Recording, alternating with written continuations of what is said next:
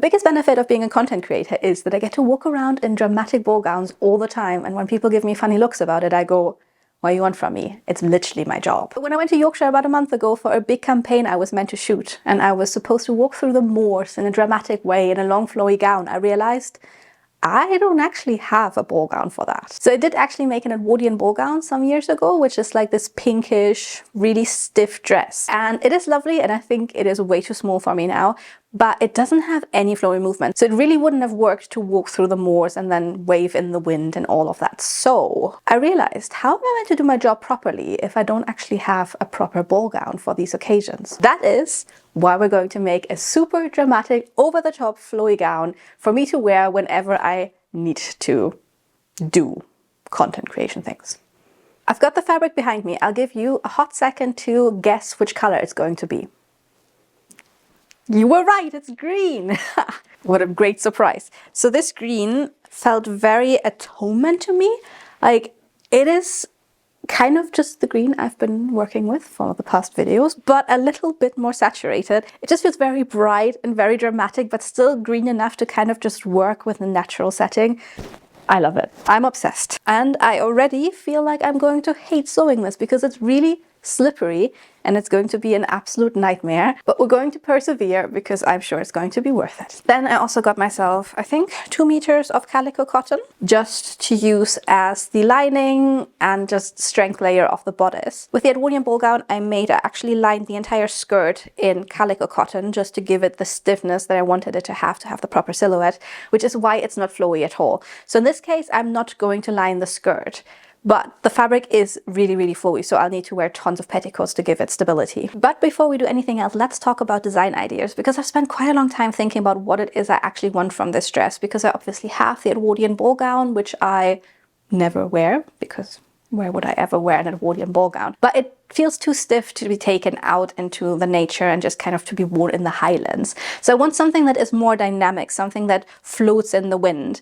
But also I'm not sure whether I want it to be precisely Edwardian, because again, with Edwardian things or like 1890s ball gowns, love them, but they can sometimes feel like a costume. So I'm thinking more something that is maybe a little bit timeless. So I did look at some 1940s dresses, which I quite liked, but they tend to be not as dramatic as I wanted. So really, I'm not talking about any proper era here. I'm just thinking like whimsical, like romantic-y core, like something that someone would wear running through a haunted castle. Like not necessarily something historical, but just, as the kids say, a vibe. So my idea is, I've got this pattern that I used for some dresses before and I absolutely love it. It has like a sweetheart neckline and then just like a shoulder strap going around here, and from there it goes quite tightly towards the waist and has a pointy front.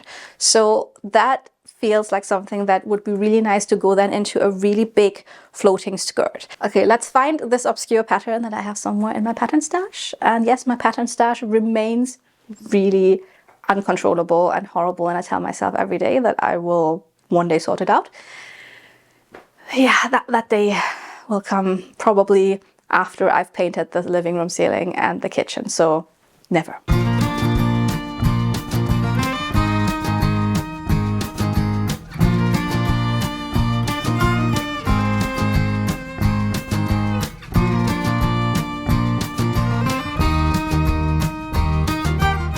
So we're using the Colette dress from Pattern Cos Patterns. Now this is not a new pattern to me. I've used this for my Throne of Glass inspired dress, which I have a video about. I did also make a sailor ensemble with this. Some time ago I didn't make a video, but I'll show you the pictures. It's actually one of my favorite things I've ever made. It's really pretty. And I made an Edwardian ensemble based on this as well. And another picture to prove that I actually use this. That one was really tight. I loved it. It's actually based on one of my favorite antiques that I own, but it just, yeah, made it very tight. So that's something to consider, because I did fit this pattern back in the day. So you can see there's like a few alterations here already. So it did fit me perfectly then, but I have gained some weight. So I'll just, for now, cut it out of calico cotton to make a mock-up, and I will add some extra seam allowance just for it to be bigger everywhere, because I think it wasn't just like tight on the waist, it was also tight on the bust and tight everywhere basically. So just a little bit more seam allowance than necessary, and then we see what it looks like.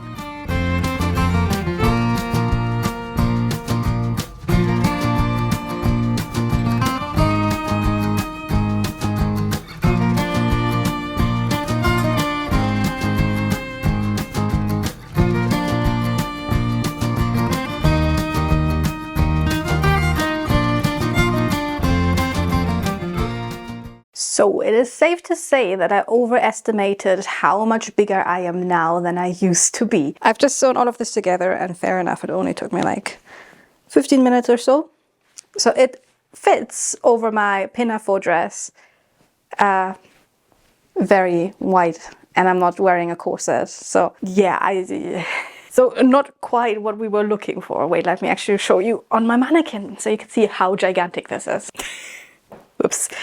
Okay, but this is not going to stop us. I'm just going to cut this out again because I actually exactly know where I went wrong here. So the entire pattern says that it has seam allowance included, but I just thought, knowing myself and knowing the way I cut things, I often just ignore that and cut out seam allowance anyway. So I was actually going back to my old video, trying to figure out whether I had given extra seam allowance, because sometimes it happens that I just cut out a size, completely ignore the fact that it has seam allowance, cut it out with additional seam allowance, and then complain that it's too big.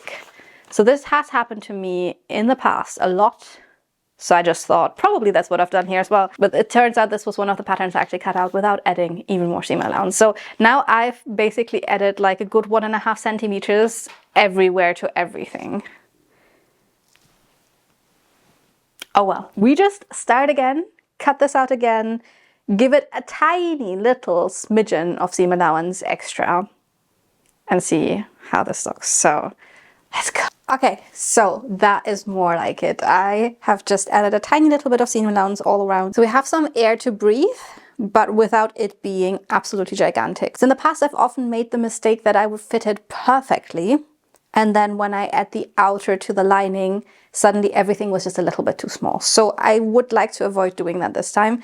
And I think by just having a little bit more everywhere, that might be the case. So I'm quite happy with how this looks. The only thing I'm immediately seeing is that this is about 1 inch from where my waist is. So it will be too short, which is fine. I'll just cut it out again. But generally speaking, quite happy with how this is going. But obviously, I've talked about this in the past. My mannequin and I are not the same anymore. So I should probably put on a corset and try this on to make sure it actually fits me, even though I don't really want to. But okay, so here are a few more changes I'm planning to make. I think the bust line is a little bit too high, so I'll change this to go a little bit more towards here so that there's not so much empty space up here. On the other hand, I had to take a little bit of fabric out of the waist, so I think the bust line right here where my bust sits is actually a little bit tight, but the waist itself is quite loose. So a little bit more redistributing of fabric, and also I think the neckline is perfect as it is. But from experience, I can tell you that once the outer is fused with this, the entire bit here will come lower by about 1 centimeter, maybe even 1.5 centimeters. So then it becomes a little bit showy. So we don't want to do that. So I will raise the entire neckline by maybe 1.5 centimeters, just to keep it a bit higher, and then it will kind of drop down to where it is about now. Because I feel like currently it shows enough cleavage to be interesting, but not enough for me to feel uncomfortable. So I would like it to be exactly like this, but when it's done and completely sewn. So let's cut it out again, I guess. And obviously, like I said, this bit here is too short. So could probably do with quite a bit to make sure that it reaches the waist and then also has seam allowance to go into the actual skirt. So what I'm going to do next is I am going to cut this out from the green fabric, close it up in the front, open it up at the back, but I'll also open up the side seams again because of the way it needs to be finished, because I basically need to finish this line here, but also this line there. And to do that, we need to do the burrito method, which I personally cannot even wrap my mind around. It works, but it is really overwhelming and really confusing. So I won't go into detail of how you do it because, like, genuinely, like every time I do it, I don't believe it will work. And it does work. But, you know, if you want to do this, try looking it up. There are people who actually know what they're doing. But basically, you just kind of roll things around in each other, and then somehow when you pull them out, they are the right way around. And it's magic, honestly.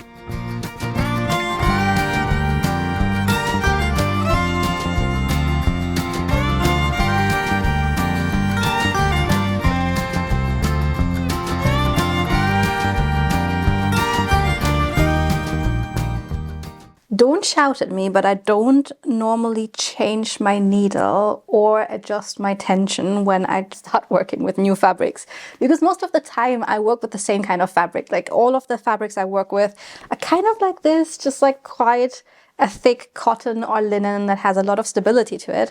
So I will change it if I work with a wool. But most of my linens and cottons are kind of the same. So because this is very different to what I normally work with, I changed my needle to be a smaller needle, and I also adjusted the tension and tried it multiple times to make sure that I get a good stitch. So, you know, is this character development? I don't know. But I just thought I'd mention it because I know that we like to take shortcuts, and I know that you are just as lazy as I am. So just to say that if you work with this hellish fabric, it is actually necessary to do that. Let's assemble the bodice the same way we did with the lining and see how it goes.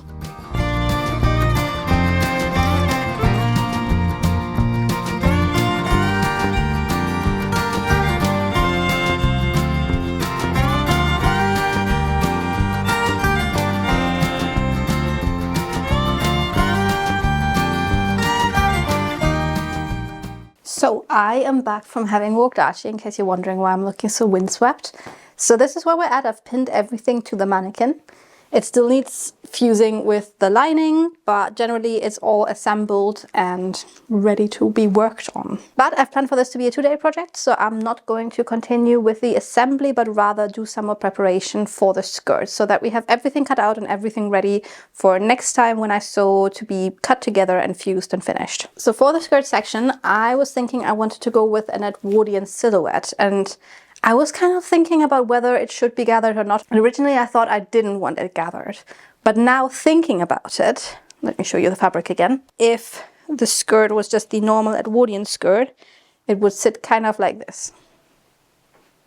So looks fine, but if it was gathered, so obviously now I'm gathering it way more than it would be gathered, but if it was in gathers, it would have way more flowiness, way more fabric to be sweeping around if I was to walk through a windy landscape.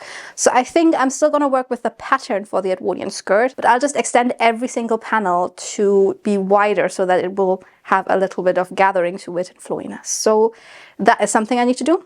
But I also need to extend the back of the pattern. My pattern doesn't actually have a train, so I am planning to extend the side backs and the back backs to have that train. So not a massive one, but just enough to kind of like sweep over the heather as I'm walking over it. So the first thing we do is we gather our Christmas wrapping paper and we do some drafting of the pattern.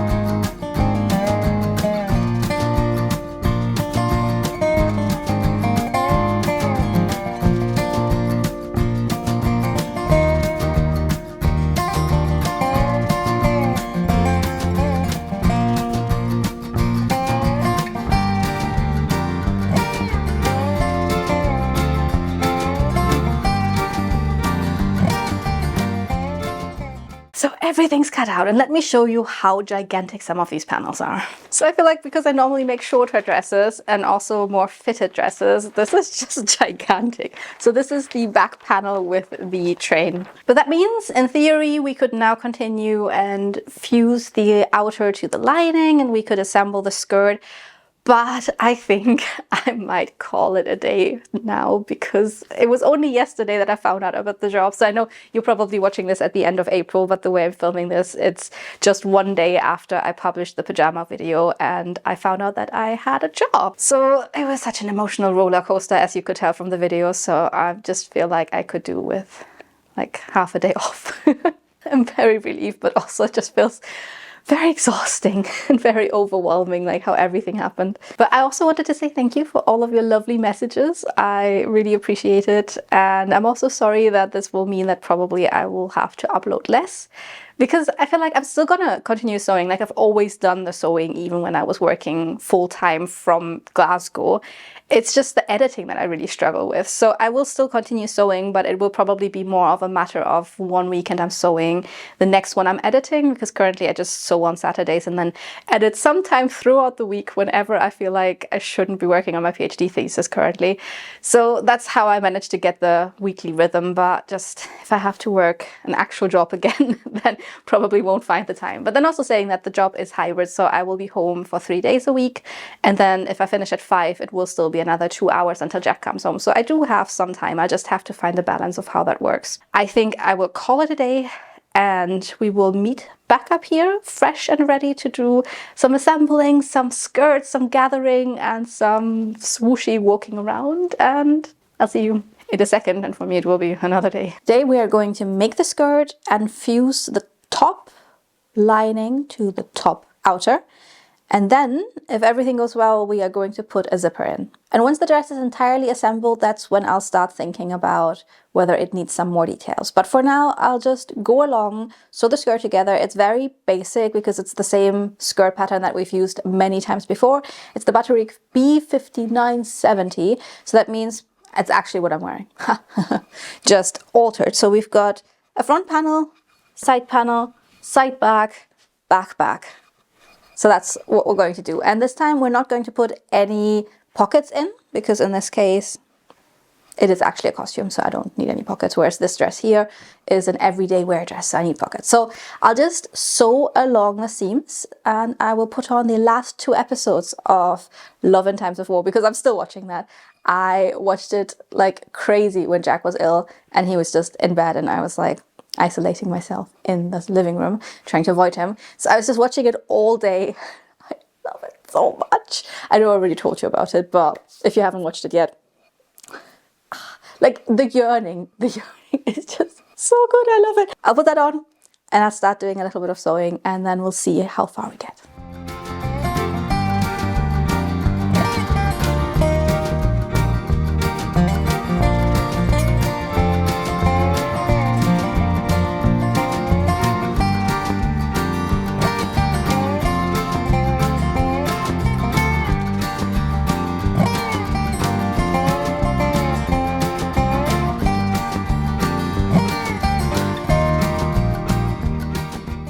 So we've got a skirt and it's gathered, but the back seam is still open because that's where the zipper is going to go. So now I need to fuse the lining to the outer, because once all of that is done, we can then fuse it to the skirt. So that's what we're going to do next. So this is what our front piece currently looks like. So the idea is, what is the idea? The idea is that I'll have to think about it very much before I do it. That's the idea.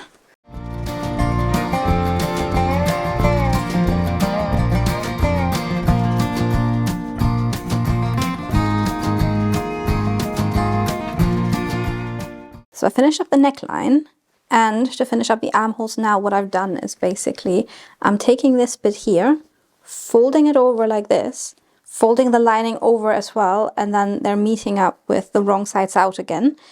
And I've done this on that side here. So now I can sew along the armhole like this. And then because it is actually like a back opening, so it's still open there, I can then just kind of pull it out to be right sides out again. And then the side seams right here will still be open, so I still need to sew them shut. But that's how I'm going to do it.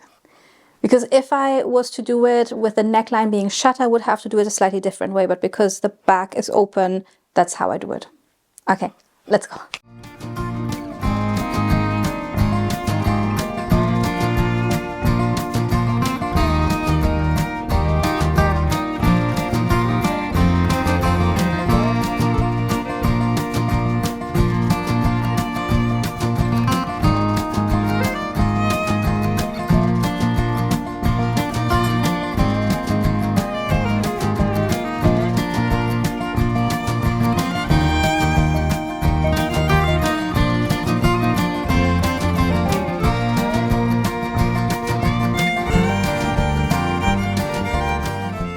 We have got a dress, but I still need to put in the zipper and do the hem.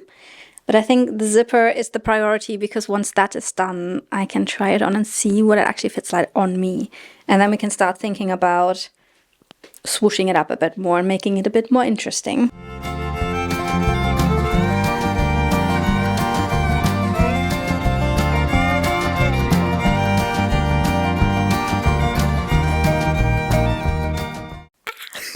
Okay, I am screaming internally. Like, obviously we're not anywhere close to being finished, but this is already so amazing. So, some problems I see immediately.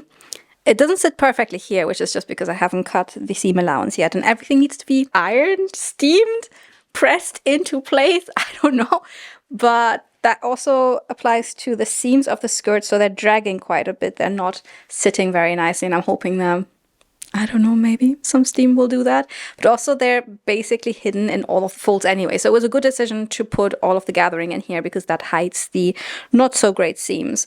But generally speaking, I already love it so very much. Like, the color is perfect. I love the neckline.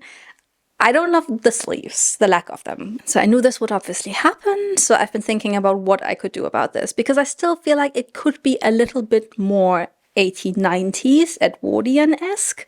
Because currently it feels just very 40s, maybe? Not in a bad way, but I think I still want it to be less 40s, more 1890s without actually being 1890s. So what I'm thinking, I am going to put a little ruffle of lace just up here, because you know how much I like my little wings on everything I do. But I think that would give it a little bit more, I'm stepping on my train here, that would give it a little bit more kind of like the Edwardian laciness, but without actually being like properly Edwardian. The only thing I'm obviously worried is if I put lace here but nowhere else, that's just gonna look funny. But I think I'll just gather a little bit of lace and put it here.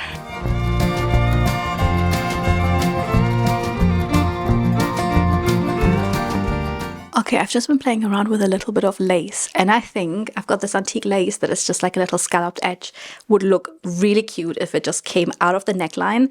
And then I've got this other antique lace, which I used for my curves pinafore. So that one to come out of the shoulder, and then it would tie everything a little bit more together rather than just having a little bit coming out of here.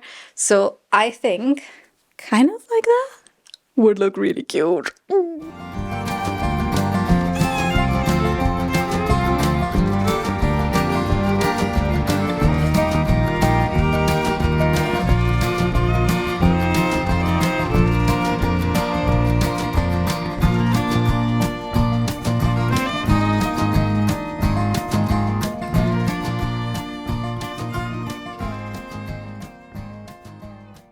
I have continued my quiet work and I'm finished. So it looks stunning. I'm honestly so excited with how this turned out. I still need to somehow figure out how to iron this. I'll just try ironing it at some point, but I'm a bit worried that it will just melt. But I've added the little wing ruffles here. I've added the underlayer lace and then cut the other side because it actually goes down all this way and I didn't want it to kind of like pull. So I cut into that.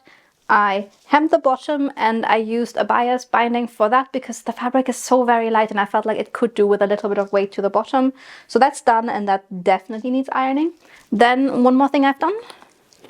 I've added a little bow in the back here which hides a bit of the, also ignore that I've got a bobby pin in the zipper currently because I only can close it if there's a bobby pin in it. But that's where we're at. So some of the seams, especially like some of the skirt seams, are really not that nice, but I'm just hoping that it will hang out. Other than that, we're done. And we have a very dramatic, very swooshy and very green gown, and I'm very happy with how it turned out. So now I just have to figure out how to style it to make it most dramatic and most swooshy and most impressive.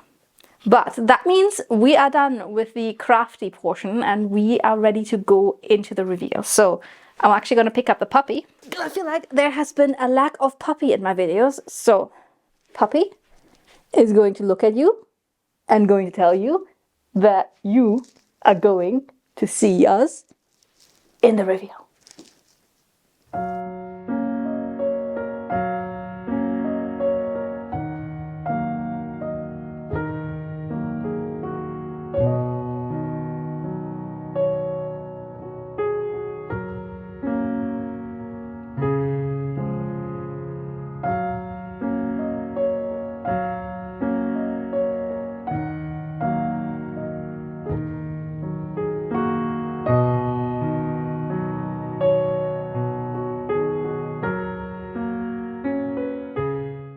So let's talk about how this dress turned out, because I am very torn, if I'm being honest. I feel like I had a great vision for it, and I thought with having made the Edwardian ball gown, it would have a similar feeling to it, like being very different, but like the way I put it on and I go, oh my God, this is the best thing ever. Which I did actually have when I tried it on in the flat. I thought like it was very plain, but it felt very elegant in its plainness, to say so. But then I obviously added the lace, and I actually felt like it added so much to it and it looked so nice. But I mean, I haven't looked at the actual footage of it yet, but I have looked at the pictures. And it might just be that it was because it was very sunny, and I have the opposite to seasonal depression, where when it's very sunny, I go, I hate everything. This is so rubbish. So that might have been the case, because it was really sunny. It was meant to be that sunny on the day, but then also I didn't really have a choice because I was going to Germany and I was like, I really need to get this filmed before I leave. And then it was just very bright and I kept waiting for clouds, and there was like the occasional cloud, and I was like, I was taking pictures now. So that just happens. Whenever I have to take pictures in the sunshine, I usually end up hating them. So I have to see whether the actual footage of the videos also looks like that. But then also, I kind of took a few shortcuts, which did in the end kick me in the ass. So I ended up using bias binding for the hem, because I decided that would give it a little bit more body than just like folding a hem. And I did have enough fabric to make bias binding with, but I didn't, because I hate the fabric, and I was very eager to work with something that was very sturdy and gives more body and not this slippery dead fish fabric. So I used bias binding I already had, because I didn't buy any in advance and I had quite a bit left, but this skirt is massive. So I ended up running out of bias binding. So half of the skirt is bound in a dark brown and the other half is bound in a mid brown. And I was like, surely that won't matter. Like, you will hardly see, and also it will have a train, so it will be on the ground and it will be dirty. And I was a bit like, well, it's maybe better if it's brown anyways, because then it won't attract the dirt as much, or rather you won't see it as much, I guess. But because of the way the fabric shifts and flies around, you can kind of see that it's two different bias bindings, and yeah, so that wasn't ideal. And the zipper in the back, which to me looked fine, but then looking at the pictures, because I guess back in the days I would take most of my pictures walking away, because, you know, I'm one of those girls, you know, I always think I look pretty if you can't see my face. So I used to do that, but obviously I don't have the long hair anymore. So now my back is literally just my back with the shortest little bit of hair covering my neck. And then this absolutely not invisible zipper running all the way down. So yeah, looking at the pictures, I was like, So I guess I could have installed the zipper better. I could have chosen a zipper that is more close in color. I could have done a lot of things. And then also with the ruffles and everything, I really liked that. But looking at it in this super bright light, it felt a little bit out of place. Even though in here, I didn't think that. So yeah, I think I could have done a better job. But then also I did spend ages on my previous Edwardian ball gown. Like, I genuinely spent so many hours making that, and I spent a lot of money on the applications. And I think the applications were what carried the entire thing.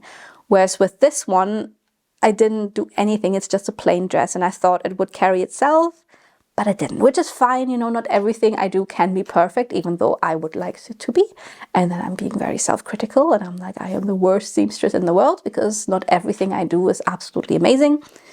But that's fine. That is a learning curve. And also, I think I'm just generally a little bit grumpy and anxious, because I'm starting my new job in a few days. So as you're watching this, I will have already started. But I'm not really anxious about the job. It's more so about everything around it. I just went to Germany and I'm very anxious about traveling. You know, I just did this whole chatty video where I talk about it. But also, when I came back, I gave my introduction to my supervisor. So my PhD thesis introduction, which I have been writing. I have all my results chapters finished. I just needed to do the introduction. And over the years, we kept having to write stuff. So everyone was like, oh, you basically have the introduction already, because you had all of these annual reviews you had to do. So I just took all of my writing together, kind of merged everything, checked which things were still up to date, extended on some things where I realized, you know, actually went into more detail that's important here. Just spent 2 weeks updating it and making sure everything was kind of coherent. But still felt a little bit short compared to like other people's theses. So like more like page count wise, whereas I felt like I was hitting the wall where I was like, I can't write more about this unless I go into a crazy amount of detail that I actually personally don't understand. So I was like, I think it's going into the right direction, and really it's just the introduction. No one will read it because whoever reviews it is an expert at the topic anyway, so they don't need to read about how plants sense cold because they're the people I'm quoting. So I was a bit like, you know, it's fine, you know, I've been working on this for long enough, it's fine. So my supervisor hated it and was like, you just have to rewrite everything. So that was definitely not on my bingo card of things that needed to be done before I started my new job. So I'm just a bit like, I don't want to write this thesis anymore. I just want to put it in the bin and never think about it ever again, especially considering I now get to work in a field where I don't need to do science and I don't need to have this bloody PhD to do it. So actually, I don't even need to finish it. Just be gone. Be gone, evil spirit. I don't want to talk about this anymore. Yeah, so I've been rewriting my introduction for 2 weeks and it just doesn't get better. I've rewritten everything. It just doesn't get longer. I started out with 29 pages and I'm now at 29 pages and I'm just like, what am I doing? It just feels like, you know how people always say sometimes you reach like the maximum length your hair can grow and then it falls out? That's what it feels like with my thesis. No matter how much more I write, it will always be 29 pages. So, yeah, yeah. But on the bright side, let me show you. Look at this.